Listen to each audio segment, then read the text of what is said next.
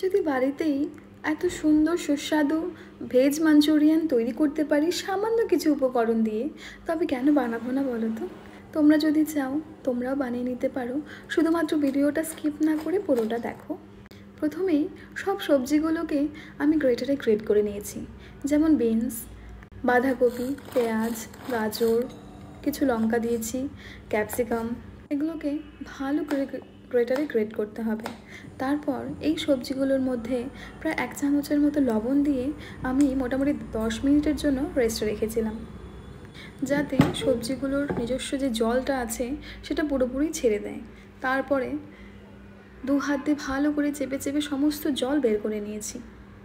তারপর সেই সবজিগুলোতে 2 চামচের মতো কর্নফ্লাওয়ার, 2 চামচের মতো ময়দা অ্যাড করেছিলাম।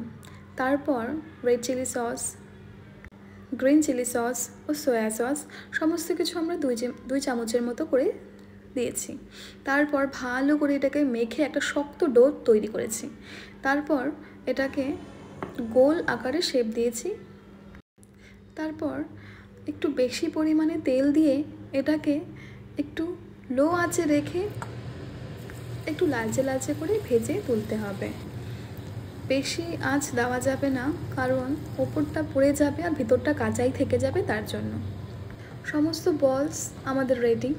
এখন সেই ফ্রাইং প্যানে আমরা কিছু রসুন ও পেঁয়াজ দিয়েছি।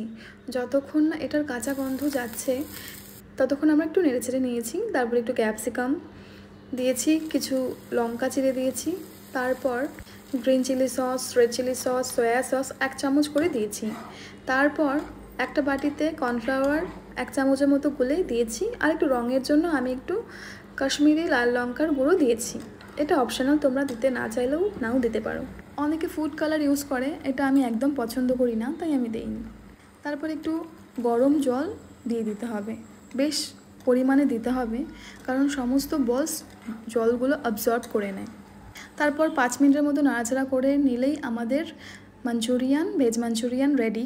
আমি একটু গার্নিশের জন্য সাদা তিল ও ধনেপাতা দিয়েছি। ভিডিওটা ভালো লাগলে অবশ্যই লাইক কমেন্ট করে দেবেন। Thank you.